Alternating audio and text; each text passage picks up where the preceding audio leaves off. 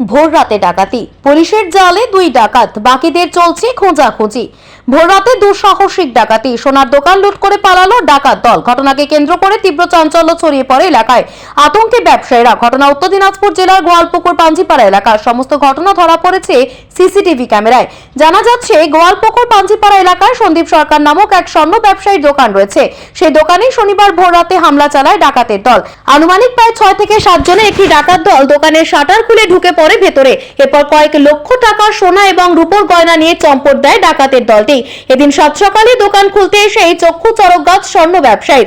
এরপরে সিসিটিভি ক্যামেরায় ধরা পড়ে সম্পূর্ণ বিষয়। তড়িঘড়ি খবর দেওয়া হয় গোয়ালপুকুর থানার পাঞ্জিপাড়া ফাঁড়ির পুলিশকে। ঘটনা খবর পেয়ে ঘটনাস্থলে ছুটে আসেন বিশাল পুলিশ বাহিনী। এদিন ডাকাতরা পালানোর চেষ্টা করতে গিয়ে সাইকেল নিয়ে পালিয়ে যায়। এলাকা ছেড়ে পালানোর জন্য এদিন অন্যান্যদের সাইকেল নিয়ে পালিয়ে যায় ডাকাতেরা, যাতে তাদের দেখে অন্য কেউ সন্দেহ না করতে পারে। যদিও শেষ রক্ষা হয়নি। ডাকাত দলের মধ্যে দুজনকে হাতে নাতে পাকড়াও করে ফেলে পুলিশ। অভিযুক্তদের নাম প্রবোধ সিং এবং দীনেশ কুমার। তারা ইউপির বাসিন্দা বলেই জানা গিয়েছে পুলিশ সূত্রে। শনিবার অভিযুক্তদের তোলা হয়েছিল ইসলামপুর মহকুমা আদালতে। আদালতের নির্দেশ অনুযায়ী আপাতত 14 দিনের জন্য পুলিশি হেফাজতে থাকবেন অভিযুক্তরা। তাদের জেরা করে বাকিদের খোঁজ চালাতে চাইছে গোয়ালপুকুর থানার পাঞ্জিপাড়া ফাঁড়ির পুলিশ। উল্লেখ্য, প্রযুক্তির দৌলতে আজ কাজ কমেছে আম জনতার।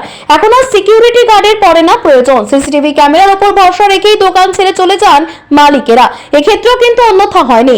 স্বর্ণ ব্যবসায়ী সন্দীপ সরকার তার দোকান পাহারার জন্য লাগিয়ে রেখেছিলেন সিসিটিভি ক্যামেরা।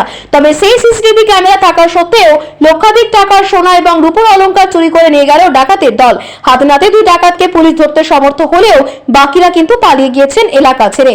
তাদের খোঁজে তল্লাশি শুরু করেছে উত্তর দিনাজপুর জেলার গোয়ালপুকুর থানার পাঞ্জিপাড়া ফাঁড়ির পুলিশ। আপাতত প্রবোধ সিং এবং দীনেশ কুমারকে জিজ্ঞাসাবাদ করে অন্যান্যদের খোঁজ চালাতে চাইছে পুলিশ। অতীতে তারা এমন কোনো ডাকাতির ঘটনার সঙ্গে জড়িয়ে ছিলেন কিনা সে সম্পর্কেও জানতে মরিয়া পুলিশ। গতকাল ঠিকঠাক বন্ধ করে বাড়ি গেছি, তো 5টা 19 নাগাদ ফোন আসলো যে আপনার বাড়ি দেওয়ার পর আমরা হ্যাঁ, তো বলে সন্দীপ সরকার বলছেন। আমরা হ্যাঁ, বলে আপনার দোকানের শাটার কোন মাত্রই আমরা চলে আসলাম।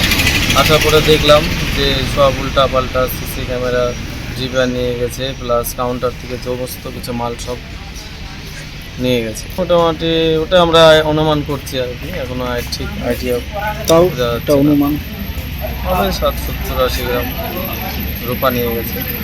নিরাপদ সেরকম কই, আমরা ভিতরে দোকান, আমাদের বাজারে সবসময় পুলিশ মানে করছে, ডিউটি করছে, তো ভিতরে এরকম হয়ে গেল।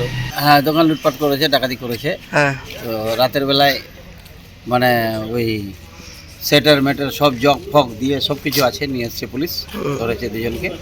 আরও ধরা যাবে, ওরা পালিয়ে গেল। সেটার লাগানো দোকান, গ্রিল লাগানো দোকান কীভাবে খুলেছে এগুলো অস্ত্র দিয়ে।